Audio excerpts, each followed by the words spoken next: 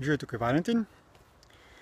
Danes bom govoril o ajuvaski in podobnih duhovnih izkušnjah z uporabo psihoaktivnih snovi.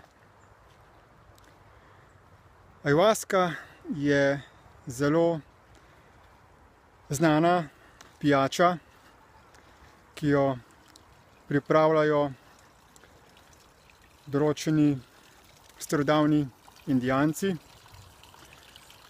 z namenom, da bi se doživela določena izkušnja, in tudi mnogi zahodnjaki sedaj hodijo na razne tovrstne duhovne izlete k tem Indijancem, da jim pripravijo ta čarobni napitek in da potem doživijo neko preobrazbo v življenju. Kaj pomenijo te aktivnosti, ko se nekdo odloči za takšno izkušnjo?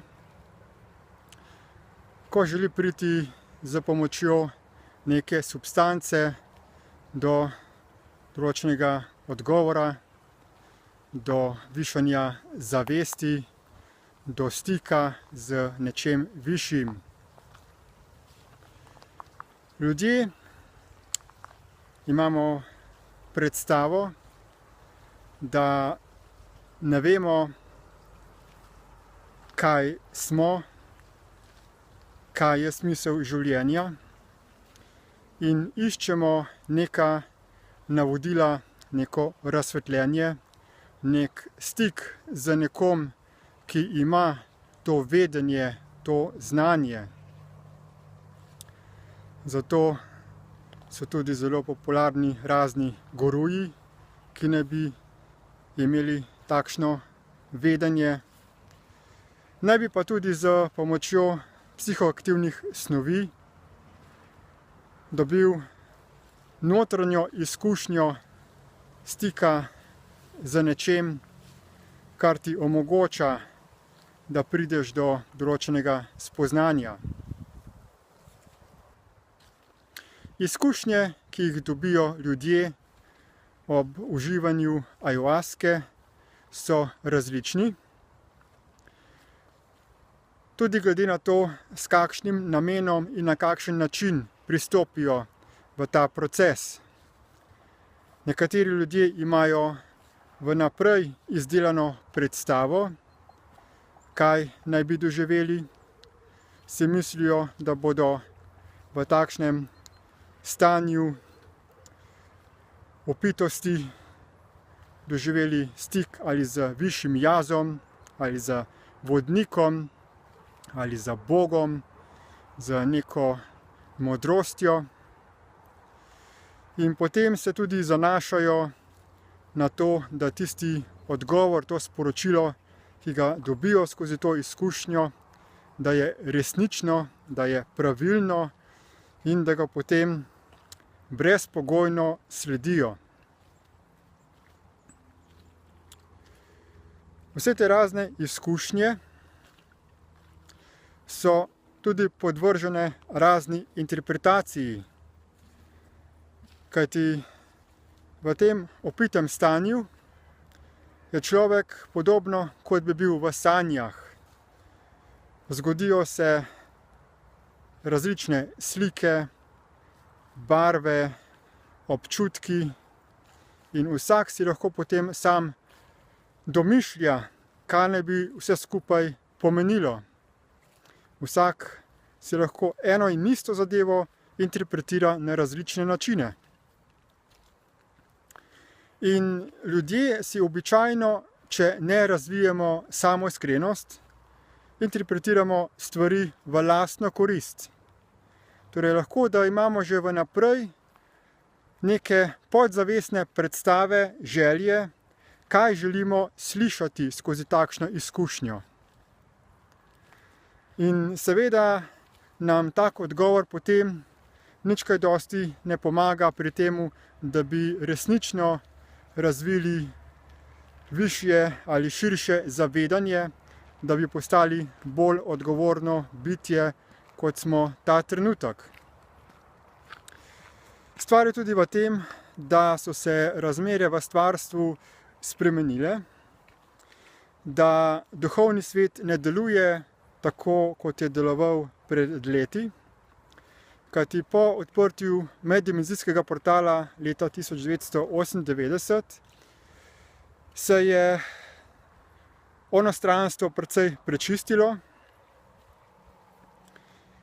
Namreč bili smo pod kontrolo, pod nadzorom in vodstvom duhovne hierarhije, ki ni imela ravno najboljše interese za nas, za človeštvo. In tudi vsi ti njihovi predstavniki, razni duhovni vodniki, vnebovzeti angeli, mojstri, so bili del tega sistema zaslepljevanja. Ko si takrat recimo šel v tako izkušnjo skozi ajuvasko, si mogoče doživel kakšen stik z kakšnim od teh bitij in potem so te ta bitja vodila na ta način, da si mislil, da si naredil nek napredek, v bistvu si pa samo nazadoval, si še bolj zapadel v ta duhovna slepila. Sedaj pa se je sistem še bistveno spremenil in ko doživiš neko izkušnjo, ki ti spremeni tvojo zavest skozi jemanje teh psihoaktivnih snovi, ne dobiš več stika z onostranstvom, z temi bitji, temveč greš samo v globino svojega lastnega uma oziroma umsko-zavestnega sistema. Lahko torej s pomočjo tega ozavestiš določene stvari, je pa zelo težko potem te stvari realizirati, torej prizemljiti, jih narediti praktične za vsakdanje življenje.